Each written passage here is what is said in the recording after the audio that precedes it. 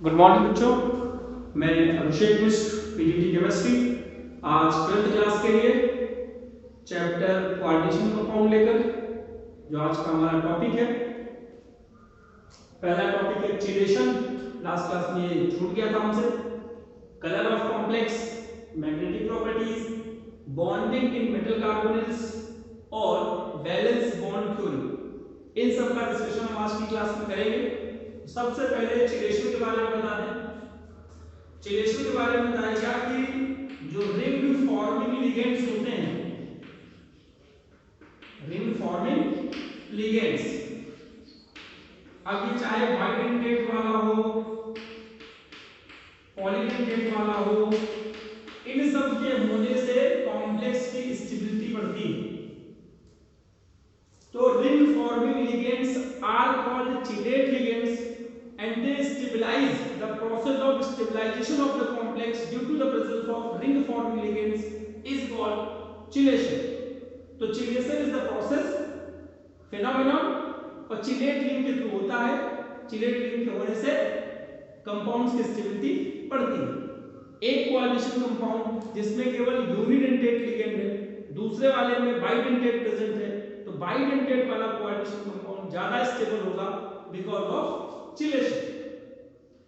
Colour की बात करूं, डी ऑर्बिटल में आपने पढ़ा था कि अगर अनपेयर इलेक्ट्रॉन प्रेजेंट है तो पैरामैग्नेटिक, और कलर के लिए कहा गया था कि अनपेयर इलेक्ट्रॉन वाला ही कलर्ड होगा, बस उसमें डी ट्रांजिशन होगा। अगर डी ट्रांजिशन शायद डिस्कस कर चुका हूं कि जो 5 डी ऑर्बिटल्स होते हैं आपके, वो दो पार्ट में टूट जाते हैं, स्प्लिटिंग होती है उनकी। इसको T2G सेट कहते हैं और इसको EG सेट कहते हैं। इसका इलेक्ट्रॉन अगर रिजल्ट करके यहाँ पे जाए, एक्साइटेड होकर वापस जब आएगा तो किसी न किसी रीजन में कलर शो करेगा, इसे बोलते हैं डी ट्रांजिशन। ये भी डी ऑर्बिटल है, ये भी डी ऑर्बिटल, इसके कारण कलर होता है। मैग्नेटिक प्रॉपर्टीज के बारे में बात करूं, आप जानते हैं unpaired electron present paramagnetic, unpaired electron absent diamagnetic, और मोमेंटम निकालने का तरीका mu = (n+2) ये हम आपको डिस्कस कर चुके हैं।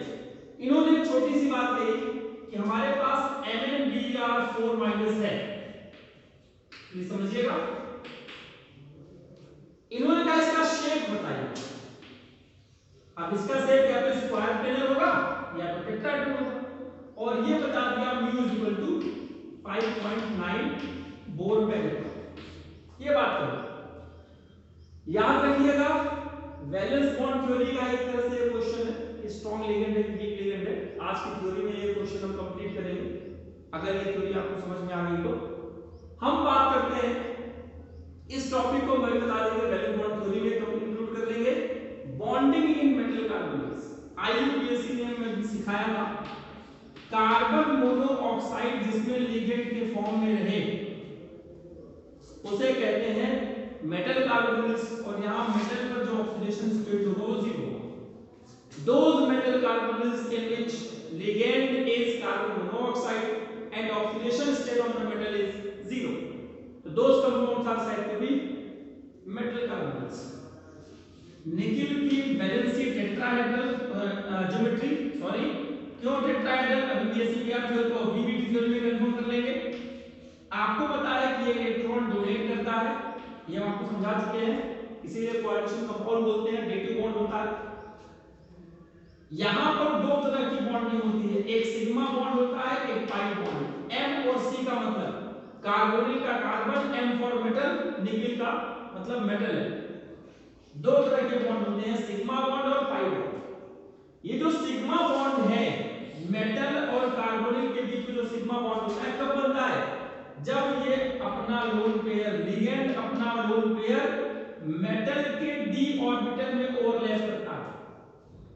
MC sigma bond is formed by the overlapping of lone pair of ligands into empty d orbitals of metal, central metal atom।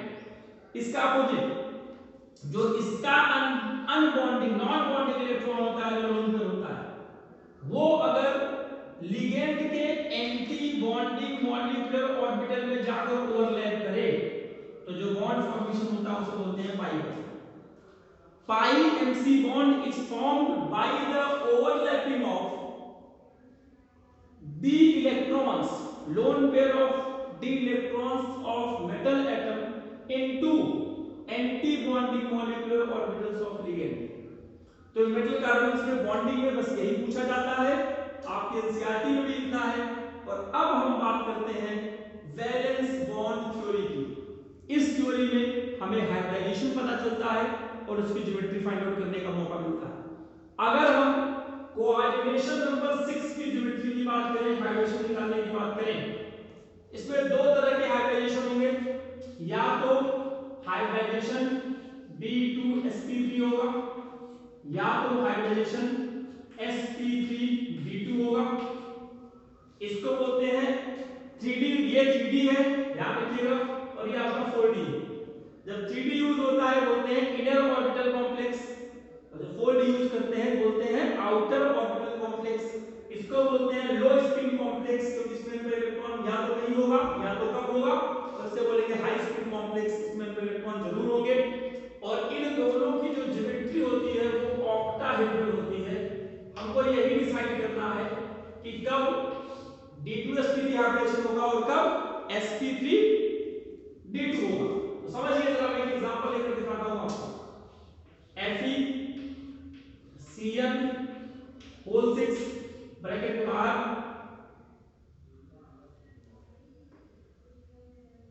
6 minus plus 2 4 minus, ये आपका कंपाउंड है।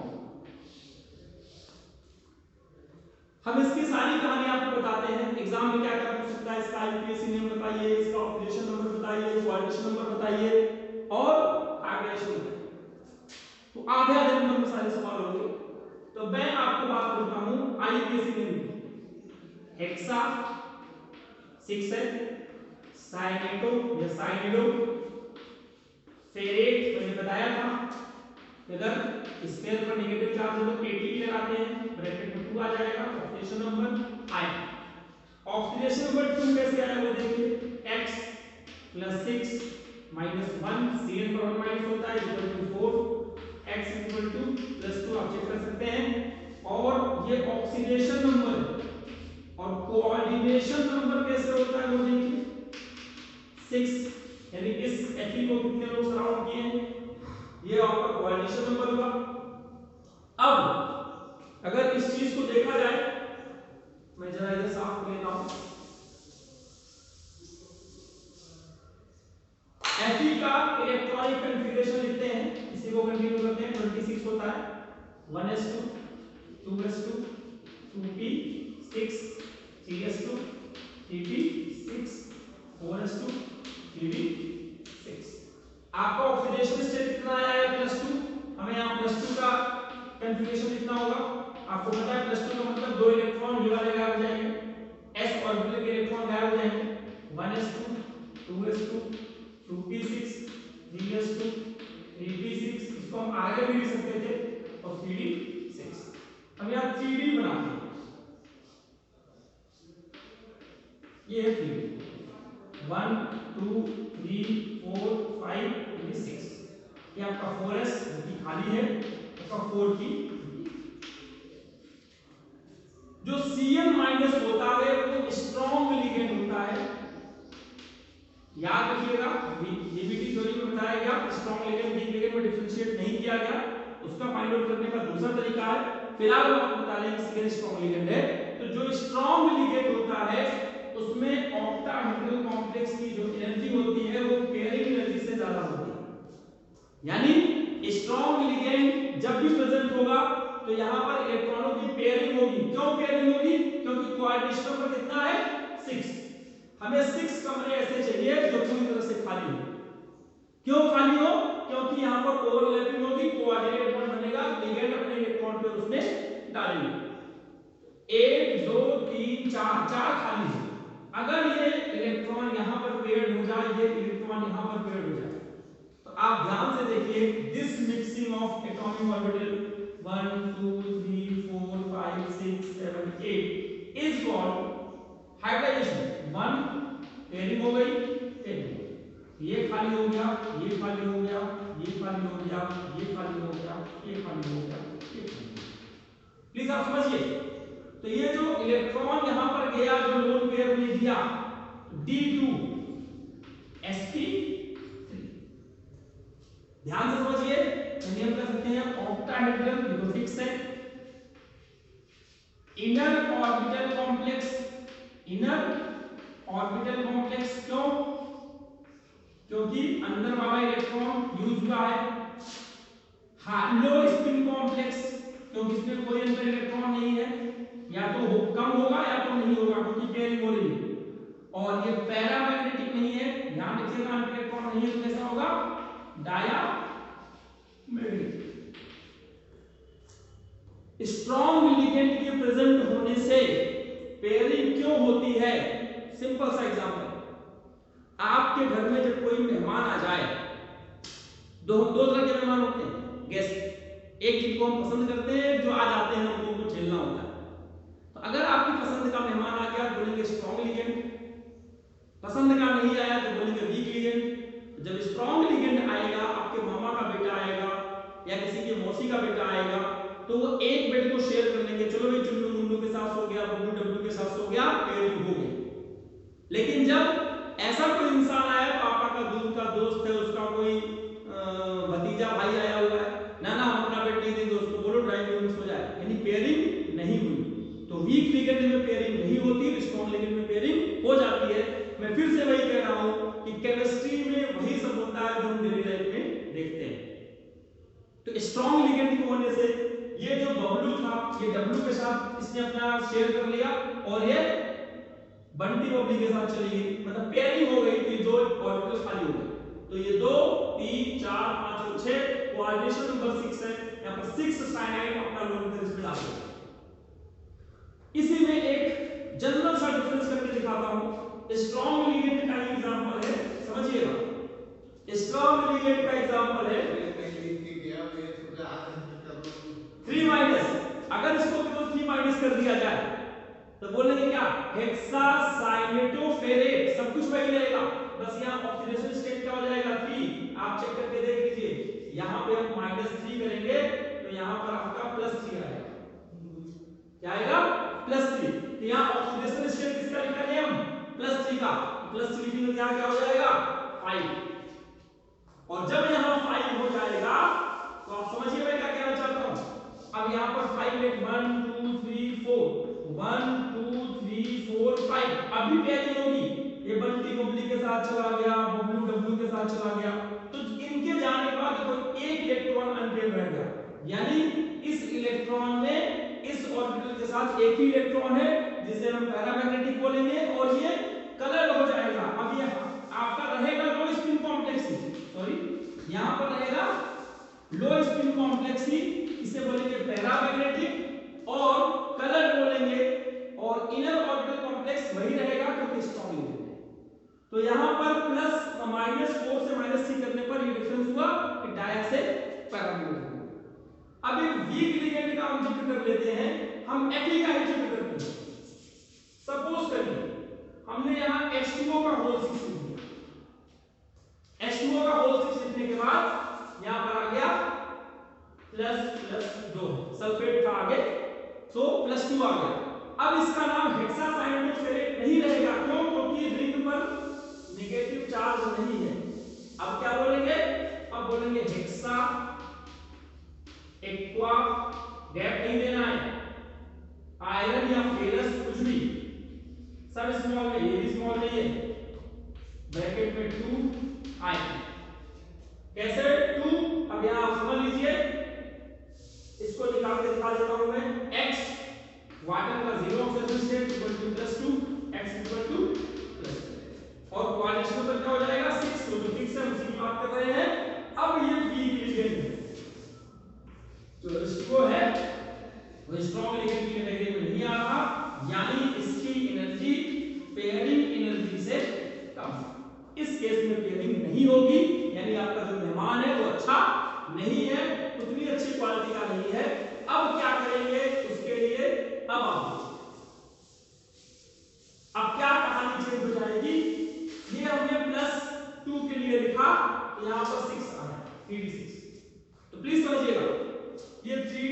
है 1 2 3 4 1 2 3 4 5 6 ये 3D है, ये 4s और ये 4p 4s 4 खाली है।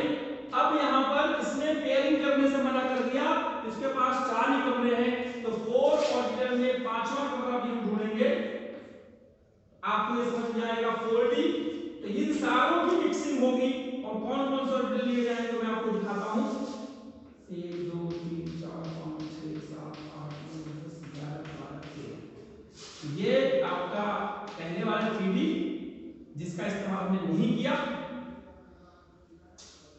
1 2 3 4 5 ध्यान से देखिएगा इसको कौन कौन सा ऑर्बिटल यूज हुआ है। sp3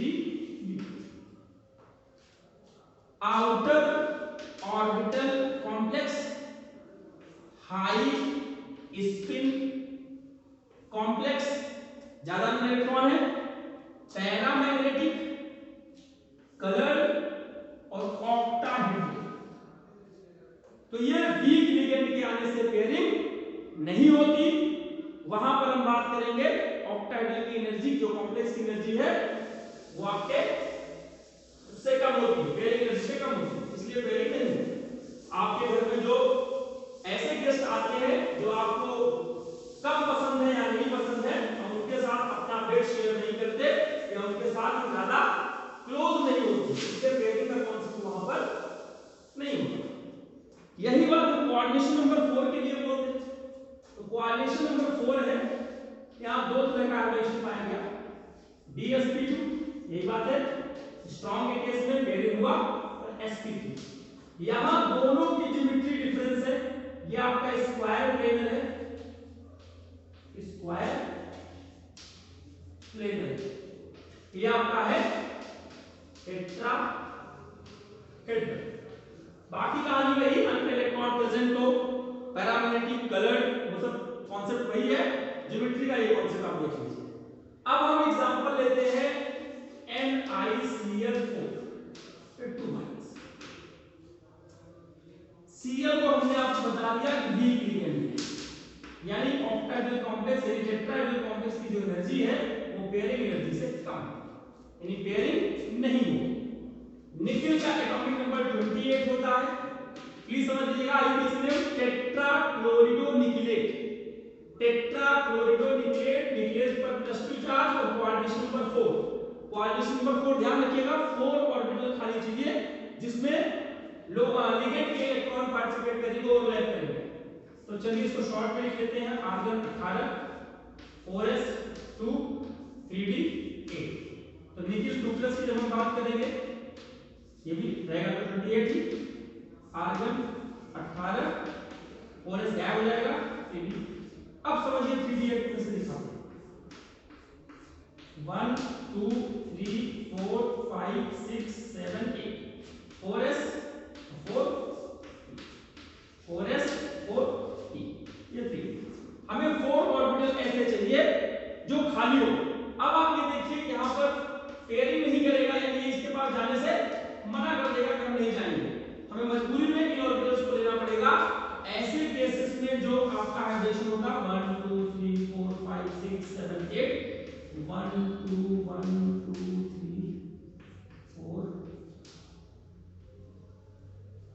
ये देखिए यहाँ पर लिगेंड्स के लोन पेयर आएंगे और आपका हाइब्रिडेशन क्या लग जाएगा sp3। ज्योमेट्री क्या हो जाएगी टेट्राहेड्रल, अंतर इलेक्ट्रॉन है पैरामैग्नेटिक, कलर। तो ये आपको समझना है। और अगर इसी लिगेंड को चेंज करके स्ट्रॉन्ग कर दिया जाए, मान लीजिए कुछ नहीं कर रहे, इसी को Cn4 माइनस कर दो तो टेट्रासाइनिडो या साइनेटो निकेलेट सब कुछ वही +2, ये -2 है तो +2 आएगा, वो आप निकाल के देख सकते हैं। फिर से ये कॉन्फ़िगरेशन आएगा, लेकिन अब क्या होगा कि बंटी जो है बबली के पास चली जाएगी, एक बॉक्स ये खाली हो गया, दूसरा तीसरा और चौथा, तो p के 2 ही ऑर्बिटल इन्वॉल्व होंगे, तीसरा नहीं। 1 2 3 4 5 6 7 8 तो 1 2 3 4 5 6 देखो पेयरिंग होगी। अब यहाँ 1 इलेक्ट्रॉन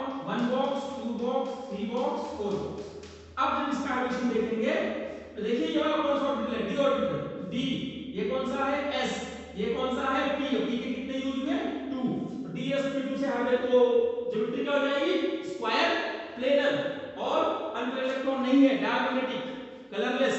तो कंपैरिजन करने के लिए दे सकता है कि निकिल का जो Cl4- होता है वो पैरामैग्नेटिक है लेकिन इसका डायमैग्नेटिक, ये टेट्राहेड्रल है लेकिन ये स्क्वायर प्लेनर है। तो इस तरह से आप कंपैरिजन करके बता सकते हैं वैलेंस बॉन्ड थ्योरी। और एक और आपको बता दूं,